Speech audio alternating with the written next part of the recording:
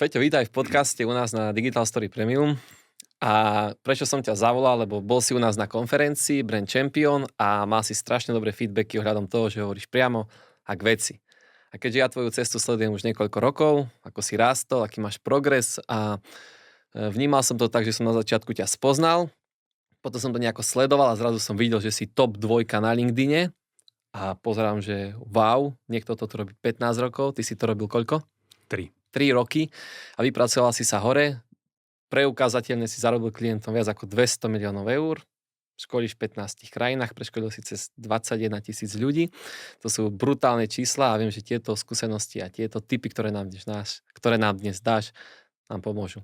Takže vítaj u nás a moja prvá otázka je, keď cestuješ po svete, školíš hoci kde, v čom vidíš najväčší problém nás Slovákov v predaji? Začneme hneď tak negatívne. v hlave. 5 generácií trvá, kým vymizne generačný návyk. A aký je ten generačný návyk, ktorý my máme ešte z čias z detstva, z komunizmu? Drž hubu a krok, buď rád, že si rád, hlavne nevyčnívať, buď rád, že máš robotu. To znamená, že ten náš mindset je, že uskromni sa s tým málom a buď rád, že aspoň máš niečo. A potom ľudia nie sú schopní premýšľať vo veľkom. Lenže premýšľať vo veľkom stojí toľko isto energie, ako premýšľať v malom. A potom ľudia zbytočne premýšľajú v malom, lebo tak sme boli naučení a jednoducho sami seba limitujeme. To znamená, že potom, keď Slováci chcú predávať, Slováci sa nevedia predať. My sme nikdy sa nepotrebovali predať. Nás predali zahraničné krajiny a u nás sa to vyrobilo. Čiže my sme boli tí, ktorí vyrábajú to, čo iní predajú.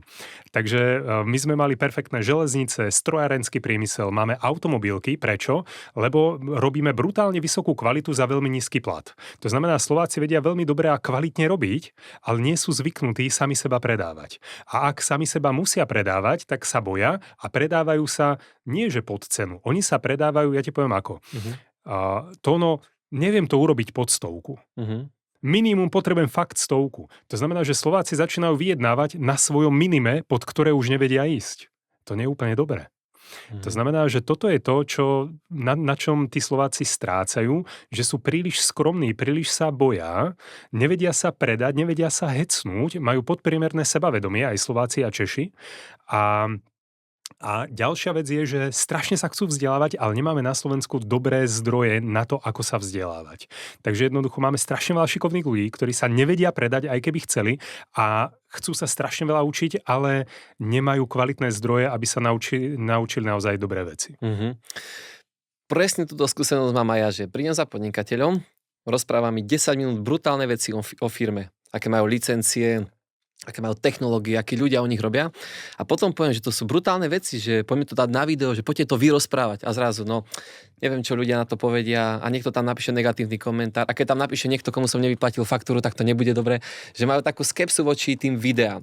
A keď ty školíš tých ľudí, tak čo školíš vlastne? Sebavedomie? Alebo školíš ako keby zníženie tej hanby, ktorú majú? Alebo čo konkrétne im pomáha k tomu, aby boli takí odvážnejší a mali taký drive a stáli si za tým biznisom aj za to vyššou cenou?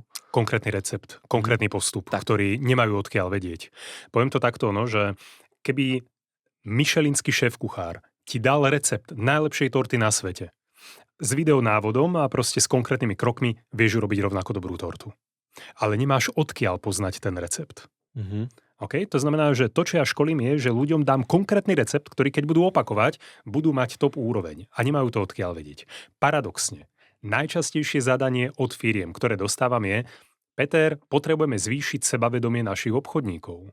To je to zadanie, ale to nie je to, čo potrebujú. Prečo ich obchodníci majú nízke sebavedomie? Lebo ja keď dám tebe do ruky nožík a pošlem ťa proti tanku, aké budeš mať sebavedomie? Nemajú nástroje, zbrane. Presne. Naopak, keď ťa posadím do tanku a pošlem ťa proti niekomu s nožikom, aké budeš mať sebavedomie? Sebavedomie prichádza s pripravenosťou. To znamená, ak majú obchodníkov, ktorí nie sú pripravení, jasné, že majú nízke sebavedomie. To znamená, ako ich tá firma pripravila, aké im dala nástroje, zbranie, podmienky. Proste tí obchodníci idú a nevedia zvládať námietky, pretože majú prvú námietku, máme konkurenčnú ponuku o 20% drahšiu a ten obchodník fakt nevie, čo má robiť a čo má povedať. To znamená, že nie sú dostatočne pripravení, nie sú dostatočne vytrénovaní a jasné, že si potom neveria. Takže to, čo ja ich učím, je, že im dám brutálne nástroje a oni to vyskúšajú a zrazu zistia, že to funguje. Prvý, druhý, tretí krát a zrazu ich sebavedomie rastie a jednoducho potom to ide. Lenže na Slovensku nie je tá kultúra obchodníkov a predajcov, takže nevieme si to cez generácie odovzdávať, tak ako je to v iných krajinách a jednoducho sa to ľudia učia od ľudí, ktorí zo zahraničia to prinášajú sem. Tento arzenál, čo ty vravíš, týchto zbraní, tak keď prídeš nejakým obchodníkom, lebo sám počúvam, že a prečo je takáto cena? No tak to nadstavili vo firme. A proste úplne nezmyselné argumenty. A keď začínaš s nimi robiť, s týmito obchodníkmi, tak máš nejaký postup, že začínate napríklad s námietkami, alebo začínaš napríklad s nejakým connection, že napojenie na toho obchodníka, alebo čo konkrétne učíš ako prvé, keď príde pre teba obchodník, ktorý 5 rokov robí a robí to zle? Prvá vec, ktorú robia často chybu obchodníci, je, že rozprávajú o produkte. Čím je človek väčší expert, tak tým viac rozpráva o produkte a tým menej predáva. Lebo predaj nie je rozprávanie o produkte. Čiže paradoxne viac predá obchodník, ktorý ten produkt nepozná, lebo nemá o čom rozprávať a tým pádom sa rozpráva o klientovi. Vieš? A obchodník sa má rozprávať o klientovi a nie o tom produkte. Takže toto je prvá vec, ktorú obchodníkov učím, že to stretnutie nemá byť o produkte, má to byť o klientovi. Čo ten klient potrebuje, chce, čo ho frustruje, kde je dnes, kde chce byť, čo je pre neho priorita. Vynikajúca otázka, ktorou často otváram obchodný rozhovor je, aké sú vaše najväčšie výzvy na tento rok. A ten človek ti povie jeho osobné, súkromné najväčšie výzvy a mojou úlohou je, ja mu pomôžem vyriešiť jeho najväčšie výzvy a tým pádom mám postarané o biznis. Takže ja nepredávam firme, ja predávam človeku, ktorý tam so mnou sedí a pomáham mu dosiahnuť jeho ciele oveľa ľahšie tým, že to urobím ja. A jednoducho, to je tá prvá vec, ktorú učíme, že akým spôsobom má premýšľať obchodník v novodobom modernom predaji a to je, že sa nemá rozprávať o riešení a produkte ani o svojej firme, ale o tom zákazníkovi. Dobre. Ja som mal to šťastie zažiť s tebou jeden telefonát, keď si predával školenie. Ja som bol šokovaný z toho, koľko otázok si ty položil a ako si sa dopytoval, čo vlastne potrebujú. Ty si nehovoril, že jasne prídem. Tvoje otázky boli, koľko tam bude ľudí, aká tam bude cieľovka, čo očakávajú, sú tam na silu alebo dobrovoľne, platia si, neplatia, aký chcete mať výstup. Ty si toľko otázok položil, až potom si ponúkol to riešenie, čo ideš konkrétne predávať. No a moja otázka je, keď mám teda zistené tieto potreby, čo ide ďalej? Čo ten obchodník, ktorého trénuješ, tak trénuješ ďalej. Potom ide to poskytnutie riešenia. Sú aj na to nejaké techniky, že ako mu to riešenie poskytne, že poskytne mu jeden variant, alebo mu dá viac variantov a on si má vybrať, ako to funguje. V prvom rade stručne. To znamená, že ako náhle tebe idem prezentovať riešenie, tak to musí byť krátke. Podľa Harvardu človek stráca pozornosť medzi 20 a 40 sekundou. Ty ma nebudeš počúvať 5 minút, keď budem rozprávať o svojom riešení. Ja ťa prakticky potrebujem uistiť, že to, čo potrebuješ, ti ja viem dodať. Ty nepotrebuješ vedieť, ako presne funguje displej na tomto smartfóne. A koľko má megapixelov, akú má svietivosť, ako je to poprepájené, aká je tam technológia. Jediné, čo stačí, aby som ti povedal, je, že aj v lete pri najväčšom slnku uvidíš parádne na displeji. To je tá vec, ktorú ty potrebuješ vedieť, ako sa zlepší tvoj život od okamihu, kedy začneme spolu robiť. Čo ti to prinesie, koľko ti to zarobí peňazí, koľko ti to ušetrí času, čo sa zmení v tvojom živote a nie ako sa to bude diať. To je to, čo ty kupuješ. Ty kupuješ svoj lepší život. Ty kupuješ to, že v práci budeš mať viac času, viacej peňazí, nových zákazníkov. Dnešná doba neplatí za čas ani za námahu, ale za výsledok. A ty potrebuješ komunikovať ten výsledok. Čiže v užitkoch zákazníka, ako keby mu hovoríš, čo z toho bude mať, čo získa, keď mu to predáš. Dobre. Máme tu naliaté na zbližovanie, veľakrát na ten connection je aj nejaký prípitok, takže my sme si dali tieto dva experimenty. Tak. Na zdravíčko. Ako sa to volá, prepáč? Old Fashion a červené Negroni a Old Fashion. Na zdravíčko. Tak ja som si dobre vybral.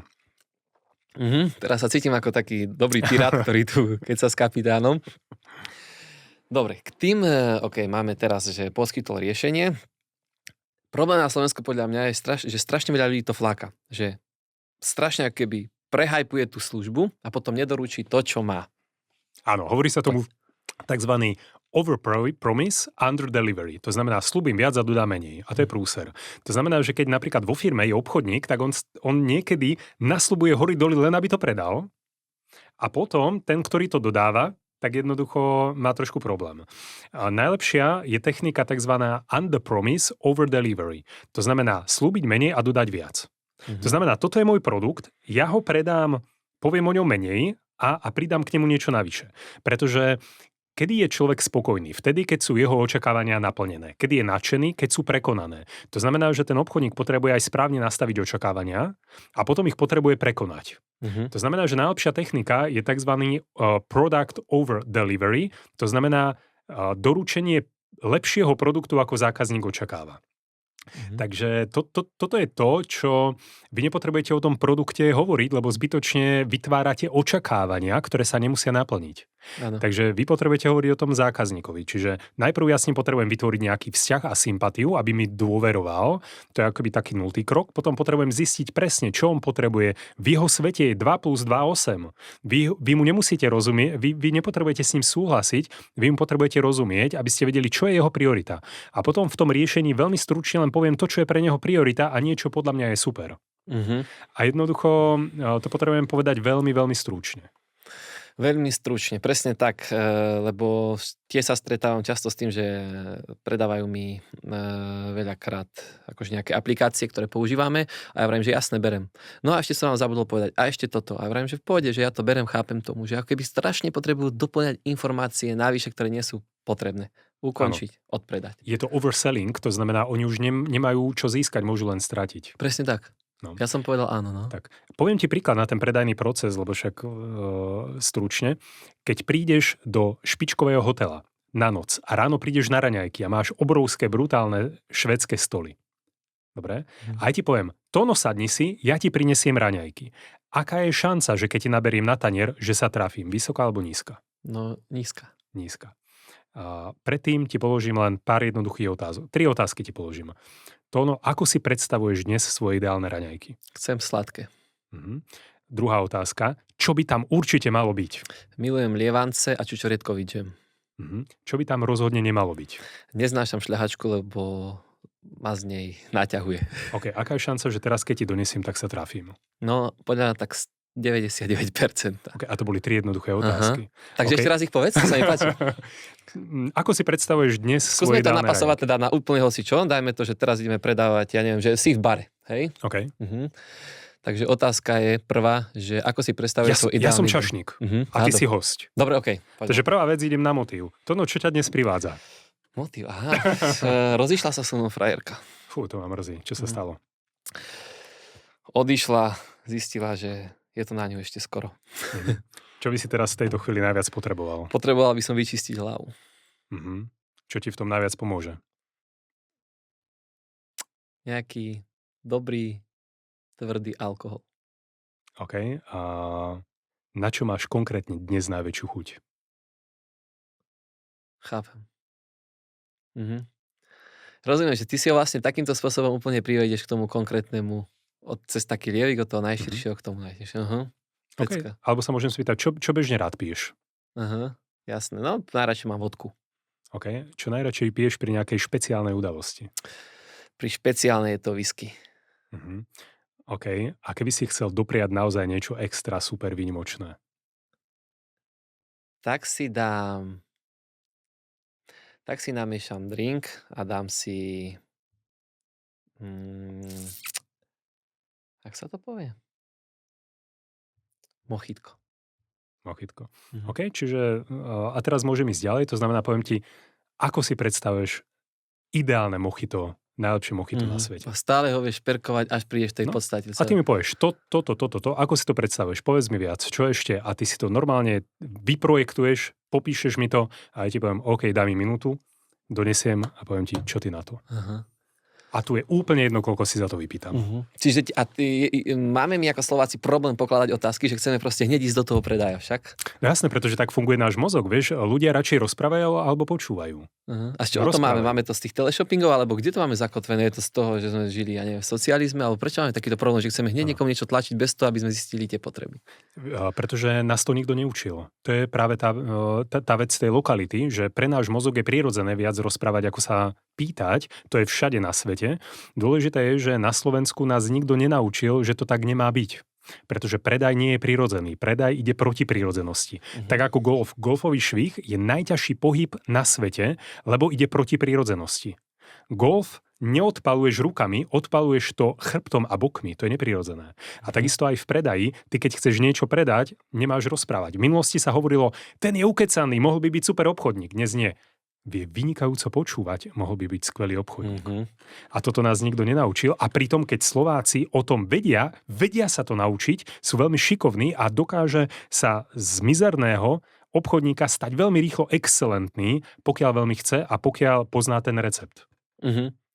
Ty si bol aj na tom Harvarde, bol si tam študovať a v čom je rozdiel hlavný, keď učia techniky predaja tam a keď to učia, ja neviem, či to v bežnej škole učia na Slovensku. Vieš, aby som možno porovnal, že Európa a Amerika Dobre. v tomto. Lebo napríklad ja som študoval aj na Harvarde v Amerike, alebo MIT, to je najlepšia škola na svete, Massachusettský inštitút technológií, už prekonal Harvard. A napríklad v Európe som bol na Oxforde. A v čom je rozdiel, že ten európsky štýl, ten oxfordský, je, že nám dávali strašne veľa teórie, strašne, akože veľmi brutálne know-how, veľmi veľa teórie, ale takej tej funkčnej, strašne veľa obsahu a mysleli si, že v tom je hodnota. Kdežto v Amerike je ten štýl úplne iný. Dali nám 10% z toho, ale tak, aby sme na to prišli sami. To znamená, na Oxforde nám povedali, toto je 7 najlepších spôsobov, ako dávať feedback. Na Harvarde začali tým, že napíšte si, aký ste dostali najhorší feedback. 2 minúty napísali. Potom v dvojici si povedzte, aký bol váš najhorší feedback, aký ste dostali. Povedali sme si. Potom profesor sa nás pýtal, no tak kto, čo, vy, čo si o tom myslíte? Čo na tom bolo dobre? Čo zle? 3/4 hodina sme o tom premýšľali a potom nám povedali, OK, toto sú všetko možnosti, aké vy poznáte techniky, čo vám funguje, čo nefunguje. Bola to diskusia a po 3/4 hodiny mne povedal profesor, jasné, aj to je možnosť a ja vám ešte ukážem jednu najlepšiu, ktorú ja poznám a bola to bomba. A bolo to oveľa zážitkovejšie, to znamená, že na Harvarde nás učia premýšľať a na Oxforde nás učia ten obsah, to know-how. Wow. A to ešte neznamená, že ho budeme vedieť používať. Wow. A toto na Slovensku nezažiješ, vieš. Na Slovensku zažiješ Počúvaj. PowerPointové prezentácie, nauč sa, nabifli sa, ale nerozmýšľaj. Čo ja som zhrozený z toho, keď prídem na nejakú konferu a vidím proste ten obsah textu, ako to číta, ako to predáva, že vlastne to aj nepredáva, že on už tam ide nadstavený s tým, že tí ľudia tam sú na silu a musia ho počúvať a pritom to je také krásne čaro niečo naučiť. Ja to cítim aj z teba, aj keď si bol teraz na konferencii, ako to ľudia počúvať, ako si to ukazoval technicky, to bola krása. Vieš čo, poviem ti jeden príklad. Povedz. Keď sme boli na MIT, tak tam nám povedali na leadershipe brutálnu vec, že oni majú v Bostone taký ten most, alebo taký ten tunel popod more, alebo popod rieku a raz sa tam zasekla veľká cisterna. Že to neodhadli, zasekla sa. A niekoľko hodín celá doprava skolabovala a nevedeli to vyťahnuť von. A boli tam policajti, hasiči, vojaci, všetci. Nikto nevedel, čo s tým. A bol tam okolo stojací človek a držal 4-ročnú dceru za ruku a tá dcera hovorí, že tati, však nech vyfúčia pneumatiky. A teraz všetci, že čo? Vyfúčali pneumatiky, vyťahli to vonku. A v čom je pointa? Že ty nikdy nevieš, kto dokáže vyriešiť problém. To znamená, aj ten najmenej hodnotný člen tímu dokáže vyriešiť najväčší problém len preto, lebo nie je v tom involvovaný. A v čom je pointa? Leadership. Na meetingy neber len tých najlepších. Ber ľudí aj z iných oddelení, lebo totálne dokážu ti vyriešiť problém len preto, lebo nie sú tak ponorení v detailoch. Presne tak. A toto je ten harvardský štýl. Ukážu nám príbeh, success story, ako to robia iné firmy, zapoja na nás a až potom na záver nám povedia, ako v Ezopovej bajke to rozúslenie alebo tú pointu.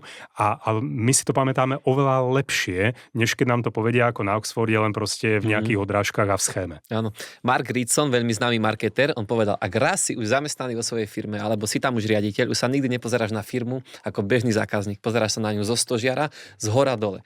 A preto je dobré, ako ty vravíš, zobrať ľudí, ktorí nie sú tak zainteresovaní, alebo dať si pozrieť druhý nadhľad. Ja veľakrát sa pýtam presne ľudí takých, s ktorými by som v živote marketing nerobil a poviem mi, však to nie je vôbec pekné. Ale keď sa spýtam deti na maskota, a to, čo sa páči deťom, sa väčšinou páči aj dospelým. Takže podľa toho uvažujem. Áno. Dobre, tento postup, čo sme vravili, je taký prirodzený, spýtajú sa, ponúknem riešenie vybavené. Lenže veľakrát sa stáva, že ľudia majú námietky.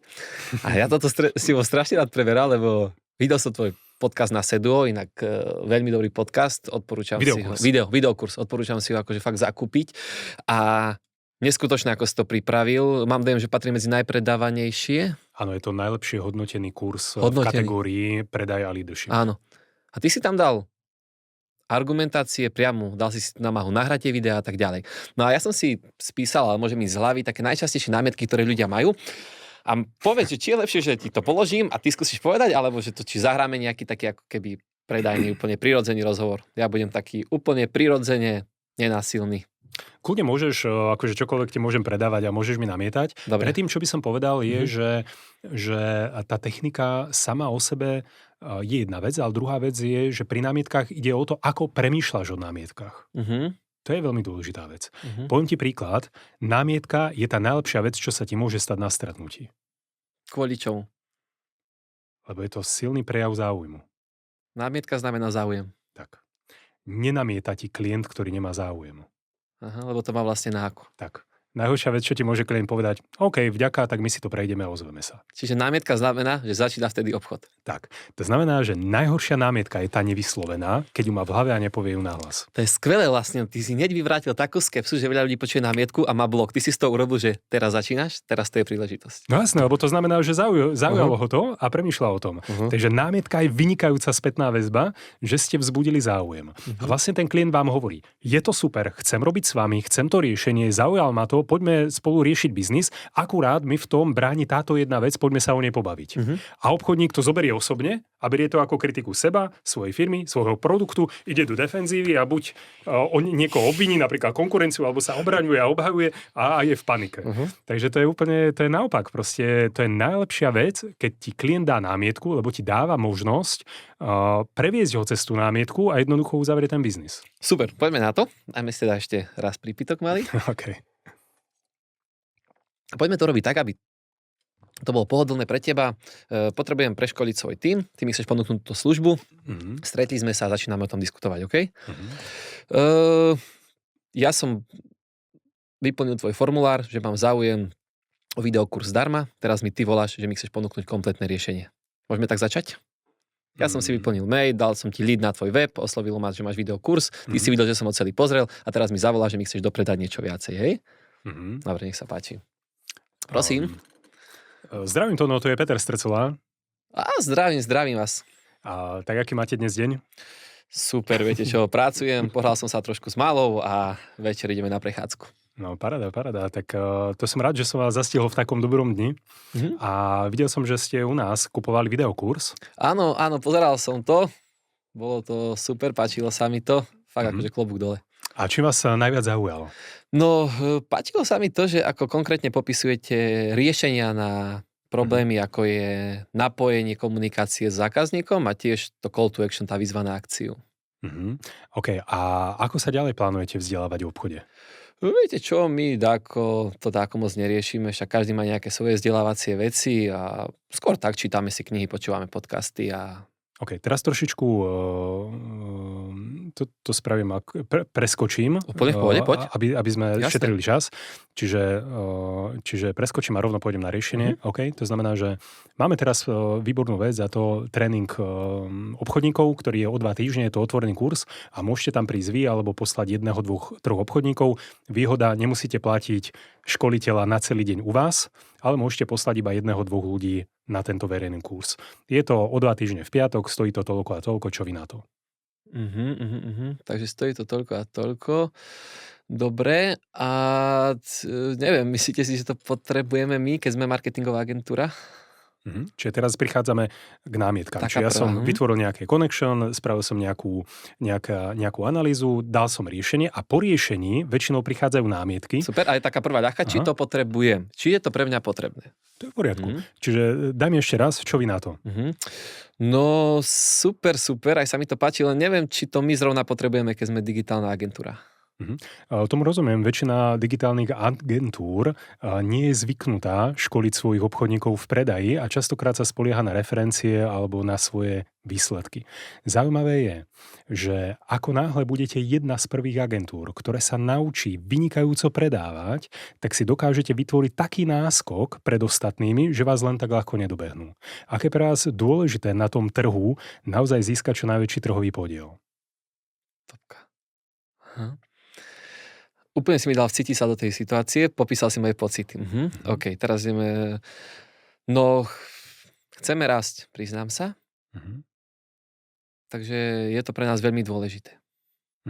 Dobre, už ťa mám, to je easy, si veľmi dobrý zákazník. To ti rovno poviem, aké prichádzajú námietky. Námietky bývajú: my to už máme poriešené, my teraz nemáme budget, my prepúšťame, teraz to nie je pre nás priorita, my zavádzame teraz nový systém, ozvite sa mi v septembri. Toto sú tie námietky, ktorým reálne, ako keby obchodníci čelia. Čiže ty si bol veľmi príjemný a milý zákazník. Ja som mal iba potrebu vlastne, že neviem, či to potrebujem. A keby som teraz prešiel k druhej, že Peťo, len tá cena, nevieme niečo spraviť s tou cenou, príde mi dosť vysoká. No vidíš, to znamená, že toto je rozdiel, že medzi námietkou je to drahé, ostatní si berú polovicu, to je námietka. Ale nevieme niečo spraviť s tou cenou, znamená, že otváraš vyjednávanie. A ako náhle otváraš vyjednávanie, to znamená, že toto nás učili napríklad v zahraničí, že keď za tebou príde tvoj klient a povie: Tóno, máme problém, mám od tvojho konkurenta cenu nižšiu o 30% za to isté, buď mi tú cenu dorovnáš, alebo odchádzam k nemu. Kto z vás je v slabšej pozícii? No slabšej som ja, lebo ja mám vyššiu cenu. Nie. Opačný? Pretože tým, keby on chcel zobrať tú cenu, zoberie a ty sa o tom nedozvieš. Aha, ani sa sa nebaví. To, že on za tebou prišiel, znamená, že sa musí alebo chce s tebou dohodnúť. Takže kto je v slabšej pozícii? Už tomu rozumiem. No a tvoja reakcia by potom bola na to, ako vieš, že on je v slabšej pozícii, tak čo mu na to povieš? Tam sú samozrejme viaceré školy toho vyjednávania. To znamená, že idem spôsobom win-win vyjednávanie, to znamená expanding the pie, alebo kooperatívne vyjednávanie, alebo FBI, hostage negotiation vyjednávanie a podobne. Takže dôležité je, že obchodník sa vtedy cíti v slabšej pozícii, ale práve naopak. Nie je. On je v tej silnejšej pozícii, pretože keď niekto otvára vyjednávanie, väčšinou otvára vyjednávanie zo slabšej pozície. Takže ty, keď sa ma spýtaš, že čo by sme vedeli urobiť s tou cenou, tak ja automaticky viem, že ty sa so mnou musíš alebo veľmi chceš dohodnúť. Dobre, cena by bola 2000 eur za školenie. Čo vieme, Peťo, zrobiť s tou cenou, pretože konkurencia to má za 1000. OK, to znamená, že v takejto... Čiže keď sme pri cene, že ideme vyjednávať o cene, tak v prvom rade, čím ja som urobil lepší vzťah a lepšiu analýzu a lepšie som ti trafil produkt, tým je menšia šanca, že ten produkt budeš porovnávať s konkurenciou. Lebo keď je to iný produkt v podstate. Tak, na začiatku, keď ja som zistil, že ty chceš mojito a dal som ti perfektné mojito, tak vtedy mi nepovieš, a koľko to stojí 9 eur, no alebo proti ho majú za 4. To už sa nestane, lebo už si príliš do toho vtiahnutý. Ale keby aj áno, to znamená, že častokrát námietky na cenu alebo vyjednávanie o cene znamená, že niekde v tom predajnom procese ste urobili chybu. Nemáte dobrý vzťah, neurobili ste dobrú analýzu, nedali ste mu úplne ideálne riešenie personalizované pre neho. To znamená, ako náhle on si myslí, že dávate to isté, čo ostatní, tak bude porovnávať cenu s ostatnými. A to nie je dobrý setup pre vás. Takže v tomto momente, keď ty mi povieš: OK, Peťo, tvoje školenie stojí 2000 eur, dobre, ja mám školenie za 1000. OK, povedz mi tú námietku, alebo poviem reálne, moja cena je 2990 na deň. Čo vy na to? Fú, no čakal som menej, pretože konkurencia XY má tú cenu za 1500. Tomu rozumiem. Na trhu je veľké množstvo vzdelávacích firiem v rôznej kvalite a za rôzne ceny. Zaujímavé je, že to, čo vás my naučíme za jeden deň, bude viac, než by ste sa inde naučili za týždeň. Bude to veľmi praktické, totálne na mieru a v súlade s najnovšími trendami v predaji. Práve vďaka tomu môžete vy vyhrávať v konkurenčných bojoch. Aké je pre vás dôležité, aby ste tie zákazky reálne klouzovali, keď ste vo výbere? No je to pre nás veľmi dôležité. Počúvaj, to je brutálne, lebo ty to vždycky na konci nenecháš premýšľať o otázke, ale vlastne ho posunieš na tú dôležitosť tej veci, aké to je. A toto všetko ty máš vedome naučené, hej? To je to je vydraté. Toto učíš aj tých obchodníkov, aby vedeli hneď reagovať, aby neboli v strese, majú na všetko odpoveď. Tak, to je dôležité. Že dôležitá vec je, že tá námietka mňa nesmie rozhádzať. Lebo moja reakcia na námietky je: To je OK, my to vieme, my to poznáme, my sme v tom biznise, je to úplne v poriadku, je to úplne OK, že máš takúto námietku. Prvé vety častokrát používam, tomu rozumiem, väčšina našich klientov zo začiatku mala podobnú otázku. Na vašom mieste by som si kladol podobnú otázku. To znamená, alebo ty mi povieš, my nepotrebujeme, my už máme vzdelávaciu firmu. To je v poriadku. Väčšina firiem vašej veľkosti už dnes má nejakú firmu, ktorá ich školí predaj. Zaujímavé je. A idem ďalej. To znamená, že ja ti neoponujem, neprotirečím, neidem proti tebe a pomáham ti prekonať, obísť tú námietku alebo tú prekážku, tak by som ti ukázal, to nie je žiadny problém, to je normálne, to je úplne prirodzené. Takže v tom sú tie námietky zaujímavé, že ty keď cítiš, že ma rozhodíš, tak ja som skončil. Super, takže teraz som už uvedomil si, že tvoj produkt je lepší, dá mi viacej za kratší čas a teraz ti poviem, že dobre Peťo, tak ja si to teda premyslím a dám ti vedieť. No a teraz prichádza closing, pretože ja ťa nemôžem nechať odísť. To sa mi stalo raz, neviem, či je priestor na to povedať krátku story. Nech sa páči. Predával som Super Bčkom auto. Ozval sa mi človek, prišiel na obhliadku, povedal, jasné, super, beriem, kupujem, akurát pôjdem do Škodovky overiť si vínko, či to auto nie je kradnuté alebo búrané. Vravím, jasné, moja chyba. To znamená, prišiel tam, povedal, overte mi toto vínko a dobrý obchodník sa pýtal, a na čo to potrebujete? Chcem kupovať jazdené auto. Aha, lebo aj my máme. A predali mu tam inú jazdenku. To znamená, vždy, keď necháš toho zákazníka, aby ja si to ešte premyslím, my sa poradíme, my máme k tomu meeting, spýtam sa manželky, poradím sa s obchodným partnerom, tak mu vlastne dávaš možnosť, aby ten človek kúpil niekde inde. Takže na to sú tzv. Uzatváracie otázky a ty potrebuješ vlastne to stretnutie uzavrieť. Spýtam sa takto. Keď si to ten zákazník chce premyslieť, tak kde chceš, aby si to premyslel? Priamo pri mne, aby sme to vyriešili, keď mal námietku, tak mu hneď odpoviem. Presne tak, to je jedna z 9 techník uzatvárania, kedy ja to premyslím tu a teraz. Takže ja ťa nepustím domov. Ja sa ťa spýtam, vtiahnem ťa do rozhovoru a idem, OK, samozrejme, zvládnem to ako námietku. Je prirodzené, že pri takejto investícii je potrebné dobre to zvážiť. Čo ťa najviac zaujalo na tých veciach, o ktorých som ti hovoril? A už ťa mám, a už s tebou diskutujem. Už ti pomôžem si to rozmyslieť, tak aby si to rozmyslel tu a teraz. Ja viem, že to sú tvoje techniky a ty ich školíš na tvojich tréningoch, ale z tých 9 môžeš ešte povedať napríklad 1, 2, ako fungujú tie uzatváracie otázky? OK, dám hodnotu, dobre, čiže ukážem jednu z tých 9 a potrebujem, aby si premyslel nejaký veľmi konkrétny produkt, aby si o ňom naozaj vedel, že niečo ti predávam, ale predstav si, že čo to konkrétne je, veľmi konkrétne. Dajme, že couching 1 na 1 hodinový. Alebo chceš niečo úplne iné z iného segmentu? Kľudne aj tovar nejaký, vieš. Dobre, tak chcem si premyslieť, že či si kúpim výrivku pred dom. Výrivku pred dom. Dobre, to znamená, že mám analýzu, viem presne, čo potrebuješ, povedal som ti, áno, toto presne tieto funkcie má. Dobre, 5 jednoduchých otázok ti dám, že urobíme skrátený predajný proces a potom ukážem closing. Super. Dobre? Takže, Tono, povedz mi, čo je pre teba najdôležitejšie pri tejto výrivke? No, najdôležitejšie je, aby mi nežrala veľa elektrickej energie. Čo to znamená? Že chcem, aby mala nízky výkon, ale aby mala dobrý ohrev. Dobre, čo ešte? Taktiež je pre mňa dôležité to, aby som ju vedel prikryť, aby mi tam nepadali nejaké smeti alebo listie. OK. Čo ďalej? Ešte je pre mňa dôležité to, aby ste mi zabezpečili dovoz, lebo ja si to neviem nejako na Oravu previesť. OK. Výborná otázka pre vás, divákov. Ak by si mal to 3 podobné výrivky, ktoré všetko toto spĺňajú, podľa čo by si vybral tú svoju? No už iba podľa ceny. Dobre, čo to znamená? No tam, kde bude najvýhodnejšia cena, kde mám aj ten dovoz, aj má pokrývku, aj má nízky odber energie, tak to by som zobral. OK. Aký máš budget? Akú najvyššiu sumu by si bol ochotný do takejto výrivky investovať? No chcel som sa vojsť do ceny 3500 eur. OK, čiže mám za sebou analýzu. Teraz, aké je pre mňa ťažké dať ti najlepšie ideálne riešenie? Easy. Sám sebe by som odporoval, keby som teraz nezobral to, čo presne som si povedal. Takže, mám pre teba dobrú správu, pretože presne takúto výrivku tu máme. To znamená, že má veľmi nízku spotrebu energie a vysoký výkon. Je to A+++. Po druhé, môže si to zakryť za 10 sekúnd a za 10 sekúnd dokryť, takže ti tam nepadá listie, používam tvoje slova. A po tretie, vieme ti ju doviesť ešte dnes. Takže dnes o 5:00 ju môžeš mať u seba na adrese a náš technik ti ju ešte zapne. A po štvrté, cena tejto výrivky je 5500 eur. Dnes, alebo tento týždeň ju máme v akcii za 3425 aj s dovozom. Čo ty na to? No, minul som 3420 eur. OK, tu nie je dôvod na námietky, ale daj mi námietku. Fú, no je to tak narýchlo, teraz asi sa spýtam ešte ženy, lebo to je pre mňa taký šok, že to tu máte v ponuke presne to, čo chcem, tak radšej sa s ním ešte poradím. Tomu rozumiem, som sa častokrát s manželkou radím, aby som mal doma samozrejme kľud a spoločné rozhodnutia. Skús mi povedať ono, že čo sa ti najviac páči na tejto výrivke? Páči sa mi aj tá farba, aj tá veľkosť ma odčarila, fakt vyzerá dobre, že viem, že sa mi presne hodí na tú terasu. Čo ešte sa ti páči? Páči sa mi...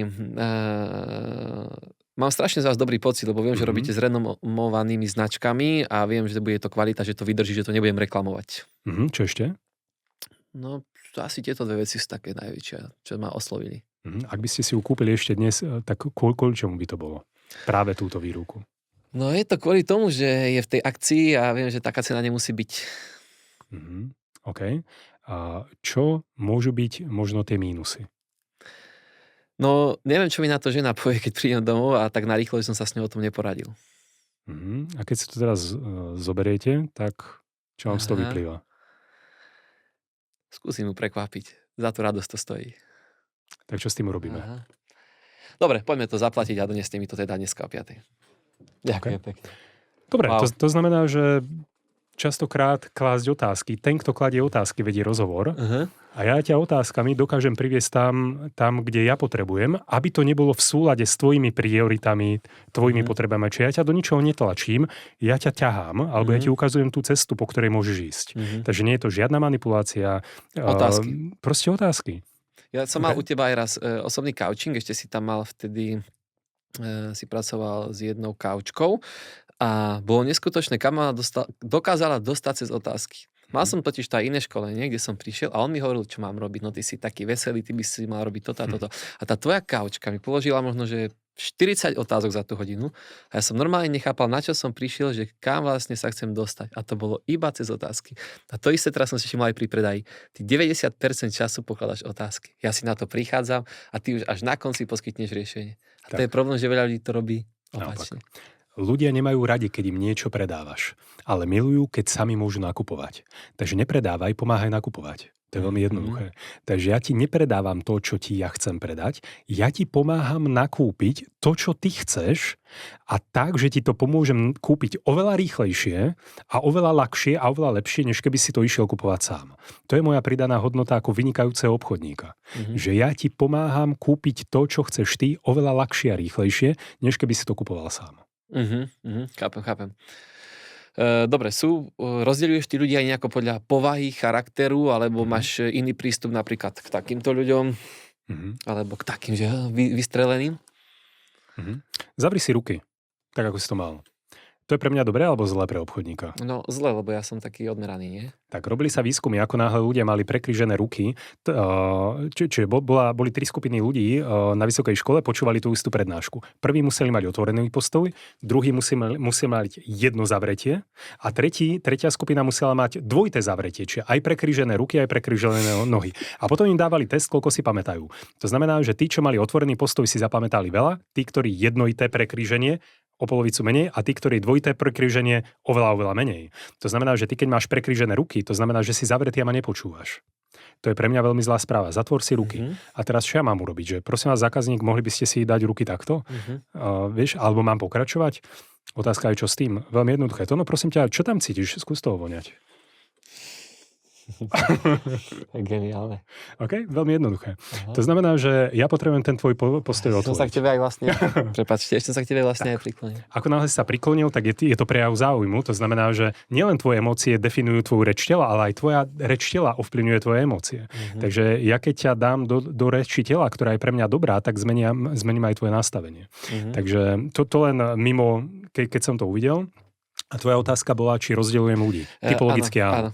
Hej, prichádzaš, pristupuješ k ním inak, hej, cez iné frázy, alebo cez všetko iné. Tak sú napríklad techniky, ktoré používam bez ohľadu na typológiu, napríklad používanie tvojich slov, zrkadlenie a podobne. A potom sú techniky, ktoré používam vyslovene podľa typológie. To znamená, že ak mám typologicky majiteľa firmy, ktorý nemá čas, nestíha, potrebuje rýchlo, vie sa rýchlo rozhodovať, potrebuje robiť rýchle rozhodnutie, má na mňa 5 minút, má ďalších 20 meetingov, tak ja mu nebudem analyzovať tabuľky. Okay? To znamená, k nemu úplne inak pristupujem ako k finančnému riaditeľovi, ktorý práve potrebuje analýzu, potrebuje to dať do čísel, potrebuje poznať návratnosť a tak ďalej. To znamená, k nemu pristupujem úplne iným spôsobom. To znamená, je to rovnaký.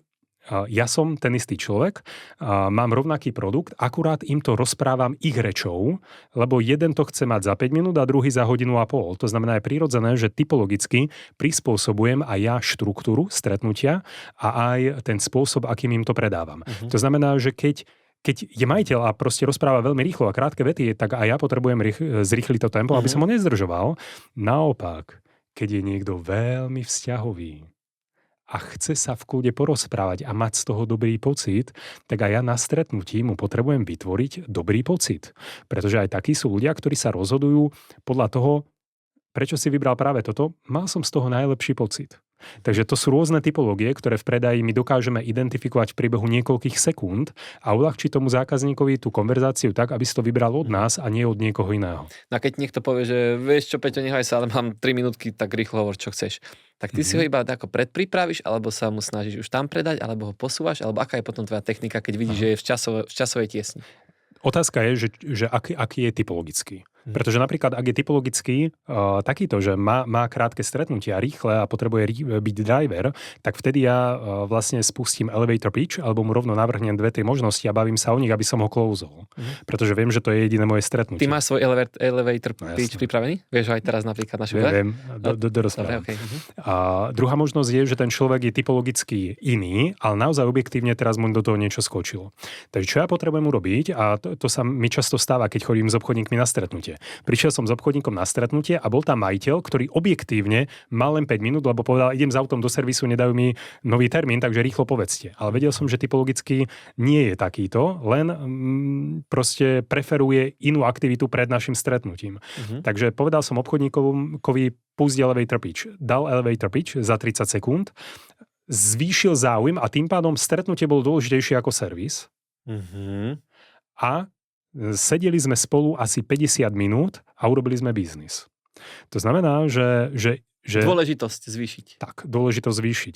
To znamená, že áno, prihliadame aj na typológiu a používame aj rôzne nástroje a techniky, kde elevator pitch nie je určená na túto situáciu. Na druhú stranu, keď ju máš, vieš ju použiť vtedy, keď ti najviac pomôže.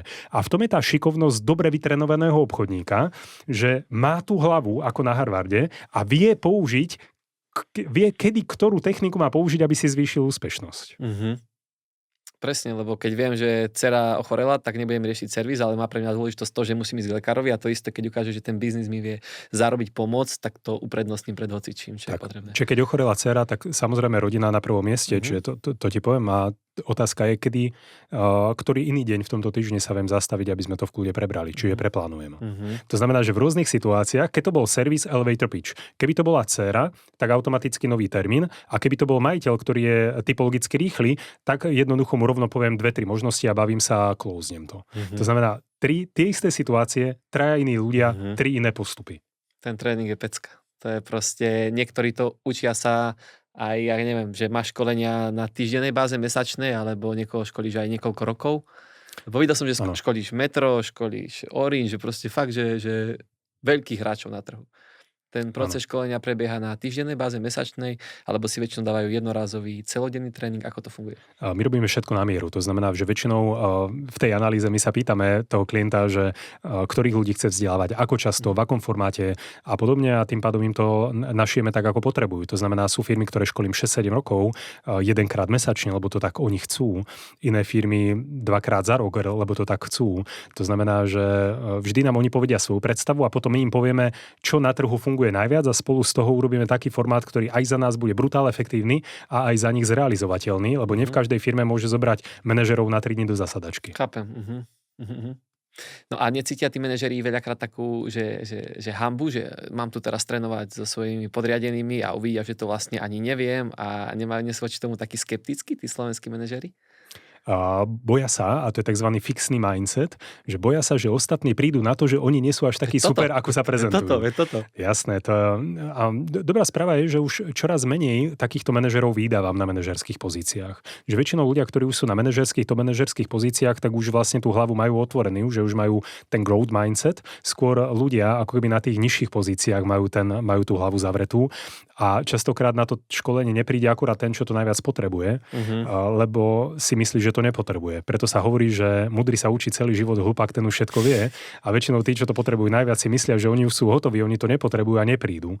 Alebo respektíve sú tam a sú zavretí. Čiže to je mojou úlohou práve tých, ktorí si myslia, že to nepotrebujú, alebo vedia najviac, alebo sú tam len preto, lebo musia, tak ich ako prvých potrebujem do toho vtiahnuť a ukázať im, že čo tí môžu získať a vtiahnem ich do toho a ten tréning zrazu on bude vtedy efektívny, keď každý z nich v prvej hodine pochopí, že to potrebuje a veľmi chce. Vtedy to bude fungovať. No pecka, Peťo, som rád, že sme prebrali aj tie námietky, aj techniky, aj dal si konkrétne návody. Ja ešte mám na teba jednu otázku, ostáva nám nejaké 3 minútky, možno to stihneme, možno nie. Veľa ľudí, keď podniká, má problém s nastavením ceny. Viem, že to je téma aj na hodiny, aj na celý deň. Keby si mal také jednoduché, možno ja neviem, či 3, alebo ako to majú Slováci radi, že to majú v čísle, že 3 typy, 3 rady a tak ďalej. Ako by si nastavil cenu produktu a môžeme čisto zahrať teoreticky, že máme tu neobrandovaný alkohol, vytvorili sme alkohol, môj detko ho páli v pivnici a teraz ho chcem uviesť na trh, chcem mu pomôcť s predajom. Ako by si rozmýšľal pri nastavení ceny takéhoto produktu? Prvá vec, ktorú by som to urobil ako nultú vec, je, že čím to bude v krajšejšom obale, tým si môžem pýtať viac. To je zaujímavý výskum, že ľuďom dali vlastne nádhernú fľašku prémiového vína a škaredú fľašku lacného vína. Z jedného aj z druhého naliali a povedali, ochutnajte, obodujte a odhadnite cenu. A to prvé samozrejme hodnotili oveľa vyššie aj s brutálnou cenou a to druhé veľmi nízko aj s nízkou cenou. Pritom to isté víno to bolo. Čiže prvá vec je balenie. Tak. Pekne. To znamená, ako náhle by si to pripálil ty doma, tak to jednoducho daj do krásneho obalu a nazvi to po anglicky alebo zahranične. Dlhšie názvy, že fungujú lepšie. No jasné. A hneď pocitovo to bude mať oveľa väčšiu hodnotu. Ideálne, keď to ešte nasvietíš, aby sa to lesklo odrážalo, tak ako v predajni automobilov alebo šperkov, vtedy to pre náš mozog vyzerá byť hodnotnejšie. To je prvá vec. A hneď si môžem pýtať viac. A druhá vec je dobrý konkurenčný prieskum. To znamená, že poviem si, v akom ja som pozicioningu. To znamená, hrám na ten low, alebo middle segment, alebo high segment. Kto sú tam konkurenti, koľko si pýtajú oni, čiže perfektne potrebujem vedieť, do akého trhu vstupujem, koľko je tam zákazníkov, ako je tam ten trh proste saturovaný. Koľko si pýtajú oni a koľko si môžem dovoliť pýtať ja. To znamená, tam tak nastavím cenu. Samozrejme, môžem ísť na to matematicky, takisto, že dám si všetky náklady, ale pozor, nielen na výrobu, ale aj náklady na svoje vzdelávanie, na svoj hiring, na svoj rozvoj. Slováci robia chybu, že predávajú príliš lacno, lebo nepredpokladajú všetky náklady, ktoré tam sú. A potom ich to zaskočí a sú na hrane a potom príde kríza alebo COVID, 2 mesiace im vypadnú tržby, ale oni skončia. To nie je dobré. Vy potrebujete mať zdravú firmu a potrebujete vytvárať rezervu na investície, vzdelávanie, napredovanie, inovácie a musíte to mať v cene. To znamená, že automaticky ja potrebujem si aj prepočítať, čo všetko v tej cene musí mať a mať tam veci aj na rozvoj firmy. No a ďalšia vec je, že stále funguje Baťov princíp. To znamená končiť to 7 alebo 9. Zachovať tam tú baťovinu, aj keby to bolo na úkor proste objemu, tak nebudem dávať litrovky a 0,85, to je v pohode, ale stále sa potrebujem baťovský, či je to za 21 alebo 23, to je jedno. Ale keď je to za 19 alebo 29, to je tá rozprávka. Čiže máme nejaké pocitové ceny, ktoré tam potrebujem dať. A ďalšia vec, čo by som urobil, keď uvádzam na trh, je radšej dať vyššiu cenovku. Kľudne ja ten liter budem predávať za 29,90, lebo je to zahraničný brand za 29,90, ale teraz ho uvádzam na trh a bude iba za 14,99, lebo je to novinka. To znamená, že automaticky urobím to, že obal prémiový, cena prémiová a akciová cena teraz na nejakú kampaň, ktorú urobím, tým pádom mám hneď zákazníkov, aj keby som to predával na náklad, už mám zákazníkov a už idem upsell, cross-sell, už ich resellujem, už mám nejaký proof, že za prvý mesiac predaných 2000 krabíc, poďte si ju kúpiť len 29,90, chápeš? Čiže môžem sa s tým krásne hrať, môžem variovať, ale rozhodne to stojí za to si sadnúť a fakt dobre premyslieť celú tú pricing strategy, čiže celú tú cenotvorbu a tá cena nemusí byť jednotná. Ona môže byť pre rôzne kanály rôzna, v časových horizontoch môže byť rôzna, iná môže byť v sezóne, iná v mimo sezóne, môžem robiť rôzne akcie, nemusím. To znamená, treba sa s tou cenou hrať, lebo vtedy z toho dokážete vyťažiť najviac. A s týmto vieš tiež ty pomôcť firmám. No jasné. Super. Peťo, ja ti ďakujem krásne za dneskajší podcast, za konkrétne tipy a verím, že sa ešte niekedy uvidíme a vážim si tvoj čas aj tvoje informácie, za ktoré inak ľudia musia platiť tisíce. Jasné, faktúru na koho mám zaslať? Jasné, na mňa. Dobre, rád som ťa videl, ahoj. Podobne, čauko.